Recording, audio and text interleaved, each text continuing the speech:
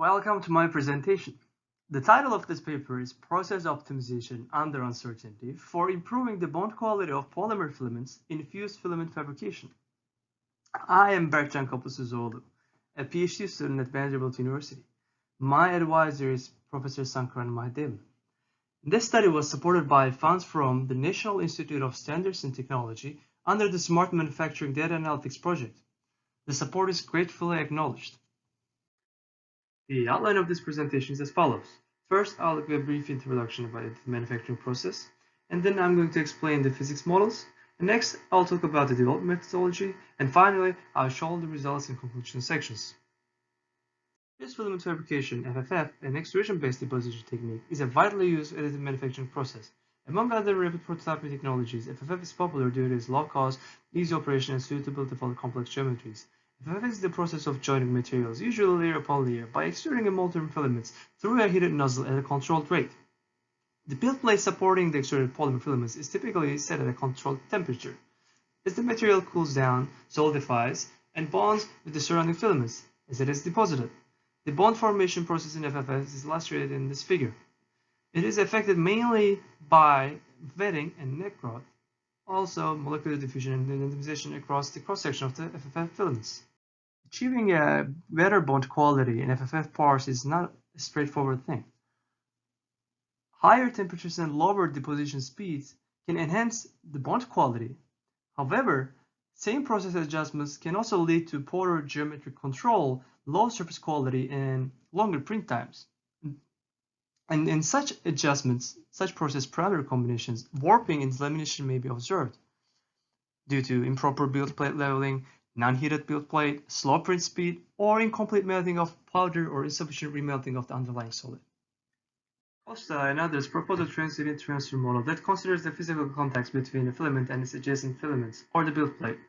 Here the lambda represents the fraction of perimeter that is in contact with another filament or with the build plate. Axial and radial heat conduction are neglected due to the lower thermal conductivity of polymers and small filament radiuses. The bond quality between adjacent filaments and layers strongly affects the mechanical properties of FFF-produced parts. The sintering process describing the neck growth between filaments is defined as the coalescence of particles under the action of surface tension. Bellehummer and others apply the sintering neck growth model to spherical filaments for FFF parts to predict the sintering between the adjacent filaments as a nonlinear function of time, temperature-dependent material properties such as the surface tension and material viscosity. Gorola and Regala improved this model by considering cylindrical filaments rather than spherical particles. And in this paper, we're going to use this approach. Two cases with different inputs and model functions are considered in this paper, namely cases A and B.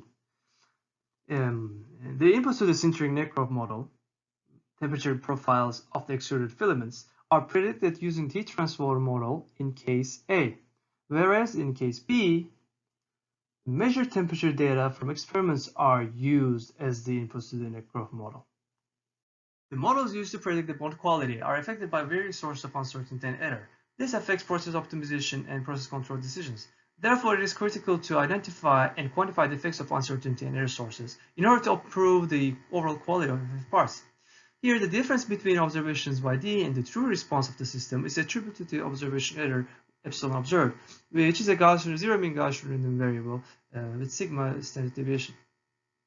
Also, the model predictions are affected by model errors due to missing physics or approximations. Therefore, a model discrepancy term delta as a function of model inputs is introduced to capture the disagreement between the true response and the model predictions.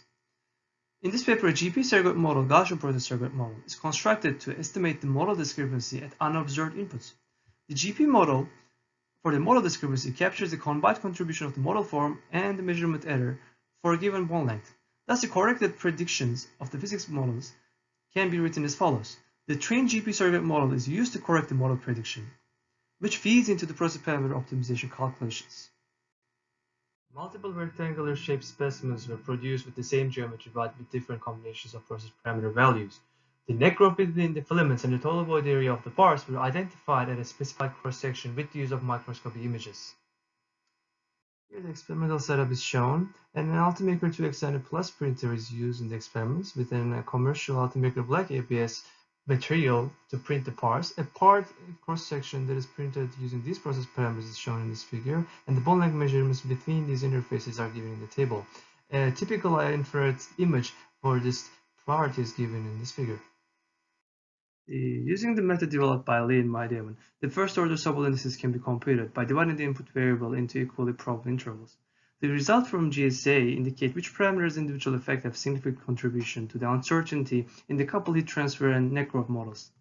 Based on the contributions, by looking at the net growth at each layer between several different interfaces, the parameters beta and alpha found to be the most dominant parameters. And all the other parameters are fixed at their mean value to reduce computational effort, since their contribution to the uncertainty in the net growth predictions were negligible compared to the parameters alpha and beta. In a Bayesian setting, the epistemic uncertainty regarding the model parameters that have significant sensitivity indices can be reduced using experimental data. As discussed in previous slides, all material properties and model parameters except alpha and beta are fixed at their nominal values. The posterior distribution of alpha and beta for case A is shown on the left, and the posterior distribution for beta is shown on the right for case B.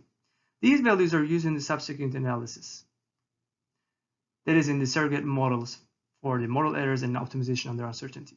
In this optimization, the process parameters, nozzle temperature, and extrusion speed are the design variables. The objective is to optimize the bond quality indicated by bond length at each layer of the specimen while satisfying the constraints on the design variables. The lower and upper bounds, LB and UB respectively, for the design variables are shown in the table. The nested bi-objective robustness-based design optimization problem can be converted into a single objective formulation by using a weighted sum approach. W1 and W2 are the weighting coefficients. F1 represents the mean and standard deviation of the average bond length predictions, and F2 represents the mean and standard deviation of the standard deviation of the bond length predictions at each layer. In other words, the overall bond quality is maximized while minimizing the variations in the quantity of interest, which is the bond lengths between filaments, using the functions F1 and F2 respectively.